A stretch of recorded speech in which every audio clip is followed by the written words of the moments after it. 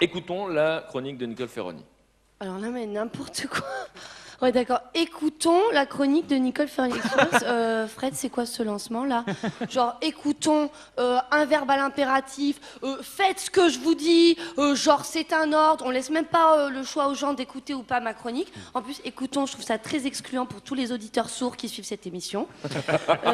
Et puis, écoutons la chronique de Nicole Ferroni. J'ai envie de dire, si Nicole Ferroni, elle a envie de faire une chronique. Oui, enfin, je suis désolé.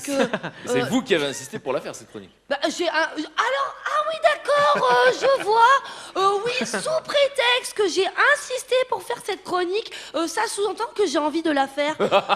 Non, excusez-moi, mais pas du tout. C'est-à-dire que c'est pas parce que moi je suis embauchée pour faire des chroniques que forcément on attend que je le fasse. Alors voilà, vous avez ce truc systématique de vouloir faire rentrer les gens dans des cases, d'attribuer une fonction immuable. Mais je suis désolée, moi dans la grammaire humaine, je ne suis pas une fonction, Frédéric Lopez, je suis une nature, d'accord? Et je suis une nature qui chavire, qui oscille, qui explose, d'accord? Et quand vous me dites ce genre de choses, et ben quand bien même j'ai préparé une super chronique de malade sur la philosophie, exprès pour étayer vos propos, monsieur Roger Paul Droit, et ben non mais vraiment c'est une chronique géniale. 3 minutes, en 3 minutes je faisais comme ça tous les courants philosophiques depuis la nuit des temps jusqu'à nos jours. Et ben non, et ben je ne la ferai pas. Pourquoi? Parce que là ça me révolte là ce qui se passe. Voilà pourquoi. Alors c'est pas contre vous, Roger Paul. Non, c'est pas non plus contre vous d'ailleurs, monsieur Lopez. Parce qu'en fait, moi, si je me révolte, c'est pas contre vous, c'est pour vous. Parce qu'il faut bien voir que ma révolte d'aujourd'hui, monsieur Lopez, elle peut vous servir demain.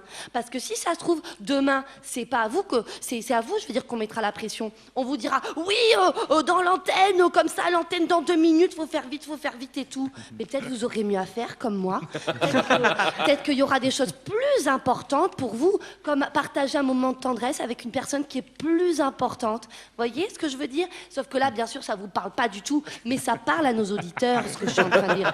Ça parle complètement à nos auditeurs. Parce que le mec qui vend, par exemple, des voitures chez Auto Plus Plus et qui passe ses journées à tenter de vendre la crème d'entretien qui va avec, et ben ce type-là, quand chaque matin il rentre dans sa voiture comme ça pour se rendre à son travail et qu'il occupe sa petite place dans l'organigramme de sa petite entreprise, qu'il occupe comme ça son petit créneau horaire jusqu'au soir, où il revient ensuite comme ça pour rentrer chez lui. Alors vous dites, oui, il n'y a pas de problème, c'est sa vie. Mais non, il y a un problème. Enfin, bien sûr qu'il y a un problème, il n'a pas vécu. Pourquoi? Parce que lui, il est rentré comme ça dans les cases, alors qu'il faut sortir de ses gonds, il faut se mettre hors de soi. Parce que c'est en allant hors de soi qu'on rencontre les autres, et pas en restant planqué dans soi-même.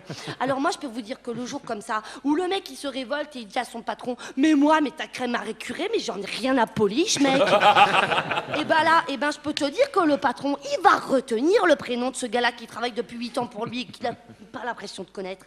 Alors moi, ce que je veux dire, c'est que comme monsieur Roger Paul Droit, je veux dire que voilà, révolter, c'est créer du lien avec l'autre, en agissant contre lui, en agissant pour lui, et faire de 2 individus une relation. Je me révolte, donc nous sommes. Et ça, moi, je l'ai vécu mardi dernier. Mardi dernier, quand je suis venue faire ma chronique, parce que oui, je suis venue faire ma chronique mardi dernier, et moi, qu'est-ce que j'ai fait? J'ai pris le RER depuis Choisy-le-Roi. Et en allant à la station de Choisy-le-Roi, en passant dans un parc, qu'est-ce que je vois? Je vois 5 gamins de 12 ans qui jettent des cailloux comme ça sur une nana. Mais moi, ça me révolte. Alors qu'est-ce que je leur dis? Je leur dis, putain, mais allez, bande de petits cons, allez vous acheter des couilles, etc.